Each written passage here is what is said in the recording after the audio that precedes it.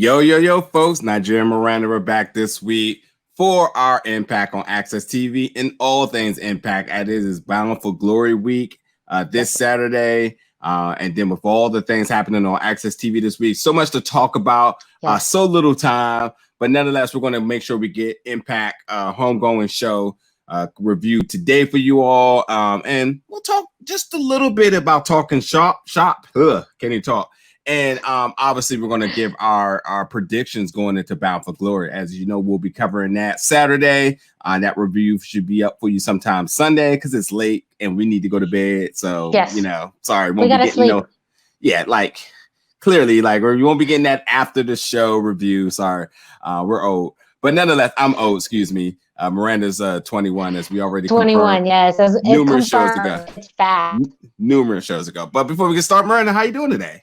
I'm doing great. I mean, we made it to Bound for Glory, and definitely this episode was an interesting one. I was mentioning to you that this seemed like very typical of Impact, very similar to what they did for Slammiversary, where there was some wrestling, but a lot of recap and storytelling leading into Bound for Glory. So, it was a bit of a balance, but also a lot more vignettes and promos to help us kind of drive some of the points home for Bound for Glory. That's right. We do have the media call tomorrow, which we'll be taking a part of. I believe tomorrow is going to be Eddie Edwards and Sammy Callahan. Yes. Yeah. And tonight's match. I mean, quickly, I'll just say that almost every match tonight was definitely a pay-per-view quality match on paper. And, while all of them showed sprinkles of greatness, it really didn't matter tonight because this was the homegoing show. They tied all the knots. It was mostly about the promos. It was mostly, the promos, the vignettes, all that other good stuff. And these matches were just, it was just another demo of how, in the alternate universe, these matches we saw tonight could have easily been Bound for Glory matches. I mean, just because of the quick storytelling that you were getting there. I mean, Rosemary and Havok, both previous Knockouts champions. Sami Callihan and Eddie Edwards, the history amongst them too. So it's just so many things they could have did with that, with the tonight's show, but it really wasn't about the show. This was just to tie the knot and to lead us into it. And that they did an amazing job. I mean, some of the best things tonight, and I'll just start off by saying is that EC3, he literally did everything I needed him to do tonight. Sell this match, but make me believe in you. I asked you last week if they could salvage this, and I think we're both a little unsure.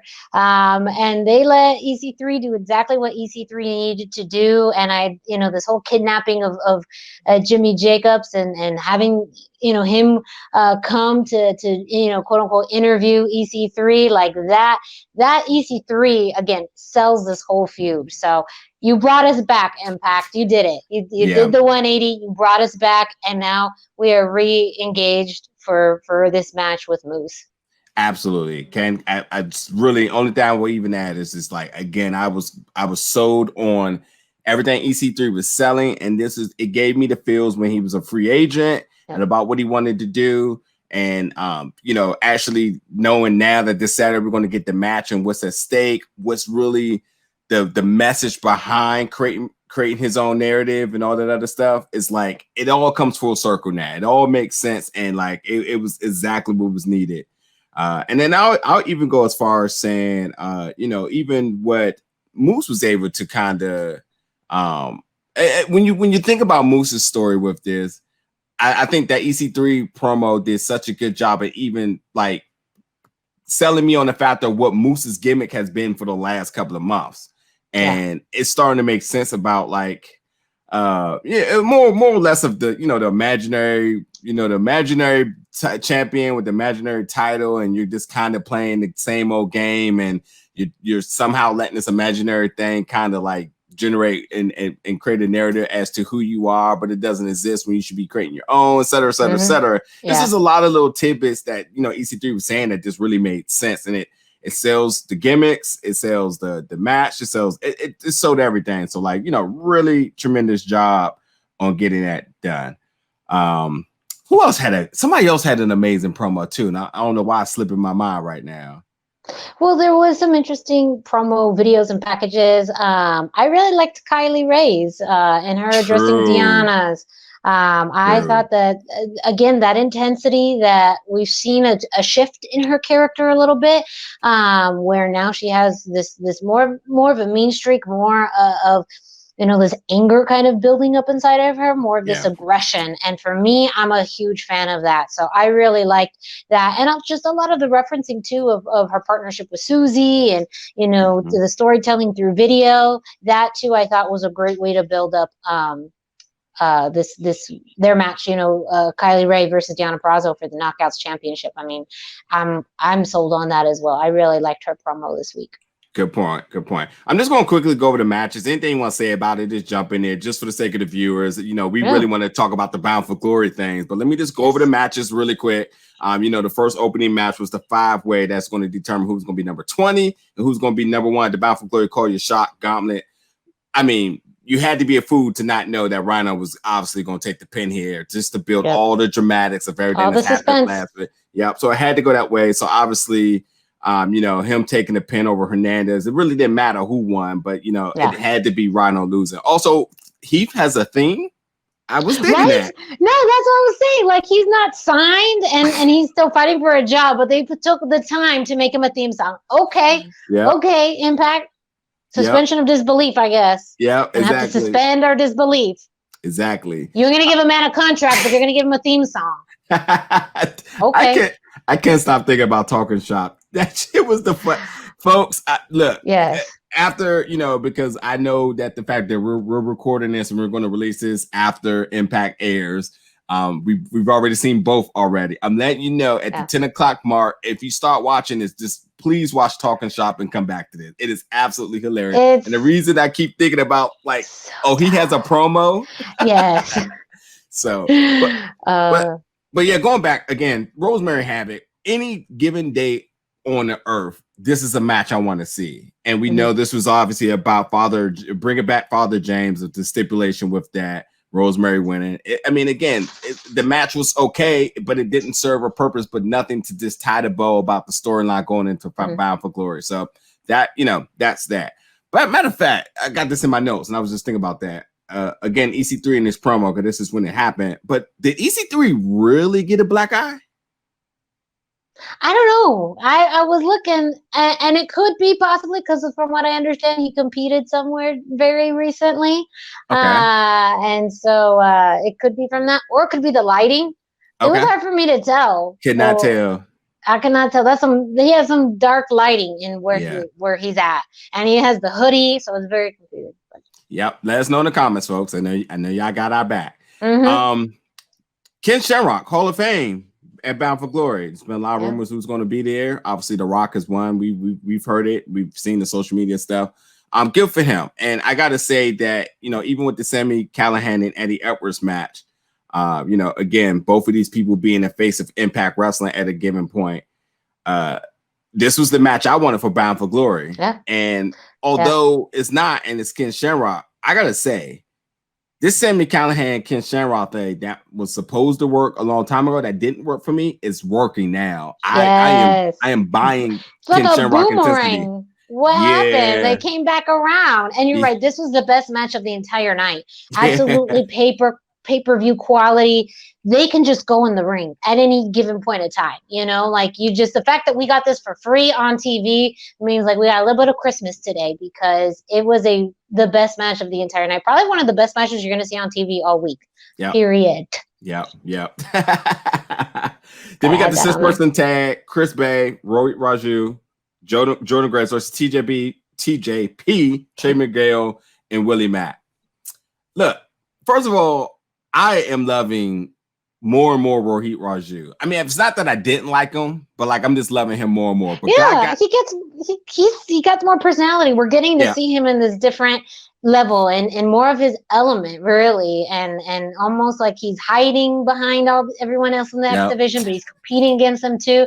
It's an interesting balance the way he's been able to play that off, and I just love this X division scene right now. Like I'm even though I know we've seen all of these competitors in some way, shape, or form, you can give me this mix and match combo all day, and I would still be happy with it. Taking the words right out of my mouth. Absolutely. And again, while this is a pay-per-view quality match on paper all day, you know, again, this just served the purpose just to get us into Saturday. But I will say that this was the funniest match of all night because Chris Bay, his selling is ridiculous. And Chris Bay and Rohit Raju, and what was going on between them and them turning on each other was amazing. It's almost to the point that I wish Bound for Glory wasn't this week for this match. I would have wanted one more week of the foolishness of them thinking they could team and then they keep turning on each other. Yeah. It was absolutely hysterical. So, yeah. So the main event, the North versus the Good Brothers. Again, on paper, folks, this is a pay-per-view quality match, and it's just it is what it is. It was a good, solid match. It ended the way it needed to end it, and thus was the night.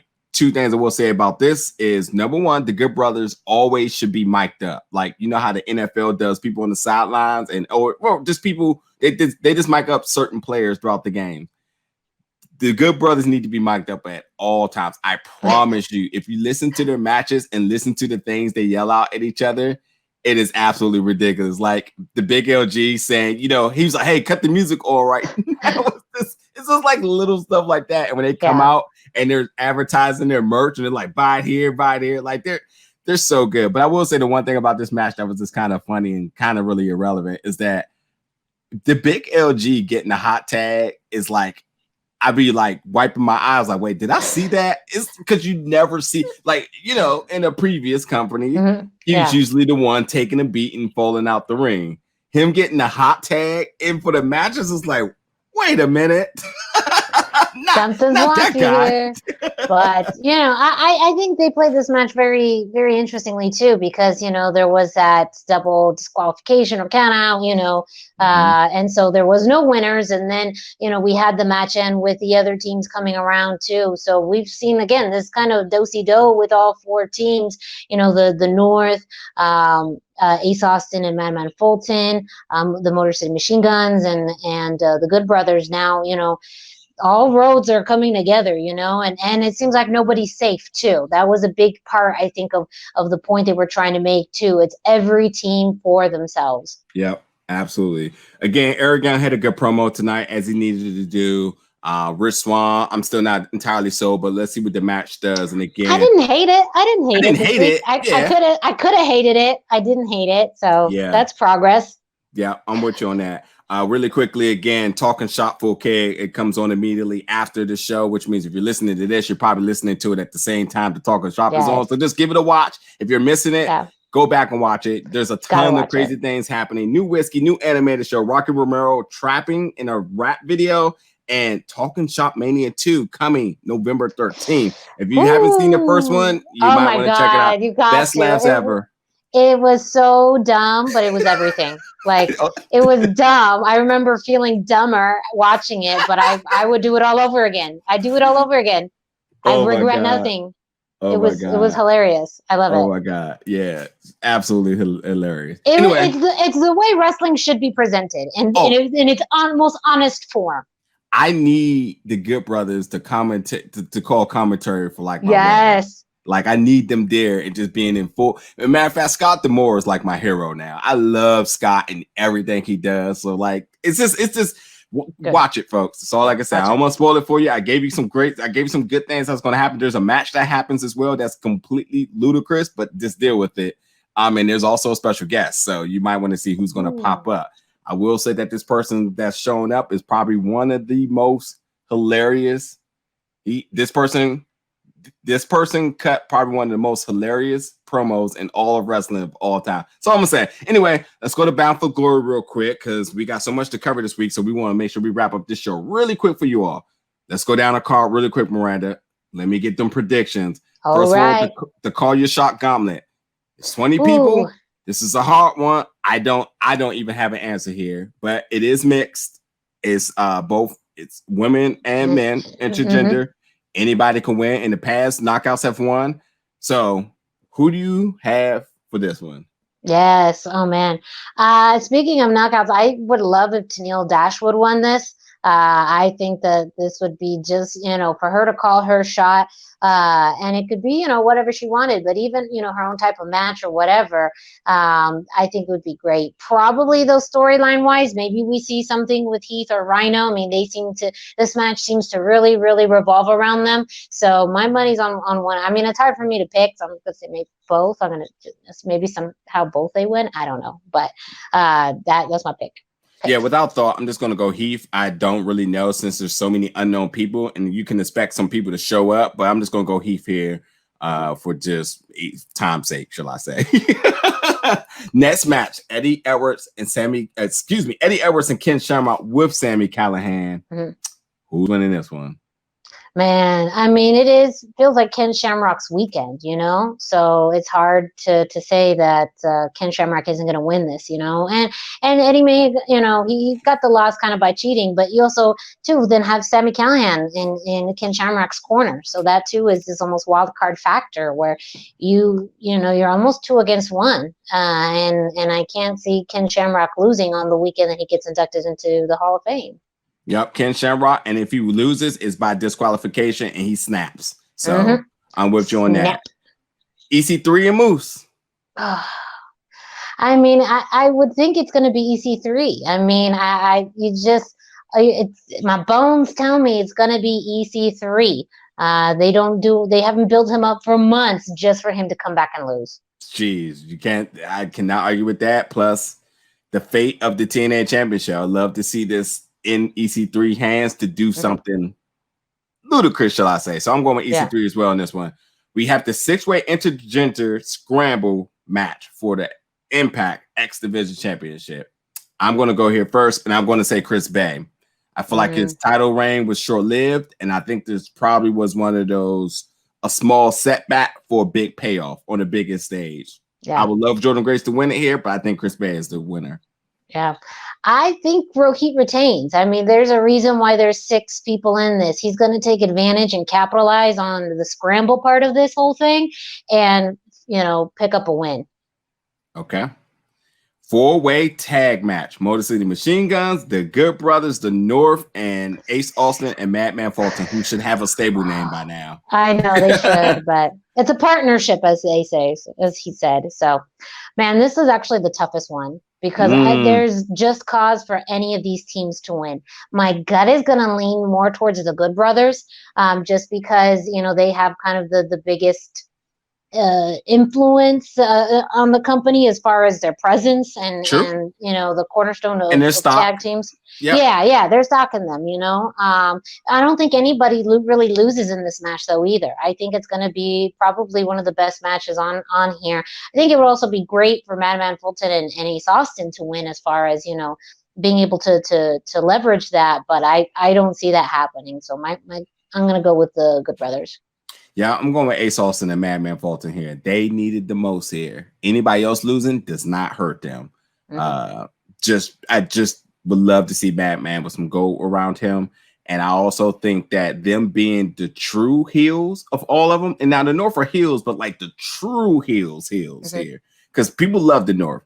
Yep. No one likes Ace Austin and Madman Fulton. So I love to see 3 good teams that could be faces or heels on any given day chase the heel. So that's why I'm gonna go here. And plus Ace Austin record and Bound for Glory is pretty clean, should I say. So yeah.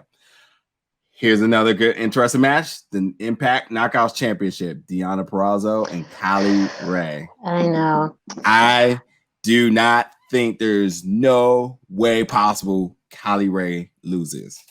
Talk about stock. I know. I play this game sometimes called Who Should Win and Who Will Win, and there's this kind of torn between who should win, but who ultimately will win. And part of me thinks who should win is Kylie Rae. I feel like they've really built her up, and even though Deonna hasn't been champion for so long, I could absolutely see the championship change hands, and eventually it keeps changing hands between the two. But I think who will win is Deonna Purrazzo. I think it's still, her title to keep. I think it's still her division to run. And maybe they stretch this out a little bit longer until, another time comes. But I do think if anyone's going to take the title off her, it will be Kylie Rae. Yep, Kylie Rae should win. Kylie Rae will win. Deonna Purrazzo should win. I'm playing the reverse of you. So, look, Kylie Rae, the super duper baby face here. Yeah. I just don't see that losing. I think this is what they wanted since day one with her. And Deonna Purrazzo losing, it doesn't hurt. I think, again, her and Kimberly as tag champions is still something I would love to see. And I think that still keeps your big ticket, free agent signing happy. All three of them got championships. Kylie Rae, Deonna Purrazzo, Kimberly. That's how I look at that. Rich Swann and Eric Young for the main event for the Impact World Championship. Eric Young. Yeah. All the way. That's the easiest answer of the entire night. How is it that this is the main event and it's the easiest one to answer, pretty much? All the way. It's like is you're running through a stop sign and a red light to think that it's any other way. It's completely all the way, gas all the way to the putting your foot through the bottom of the car. Like, this is the easiest answer. Yeah. You just have to wait and see, folks. Again, we will be covering this whole weeks of things. We'll be back for our recap for Bound for Glory. Definitely stay tuned for all the Impact's schedule for everything that's happening on AXS TV this week for Bound for Glory week. As always, let us know in the comments what you think about these matches. Who's going to win? Who would you like to win? Give us all your predictions, all that other good stuff.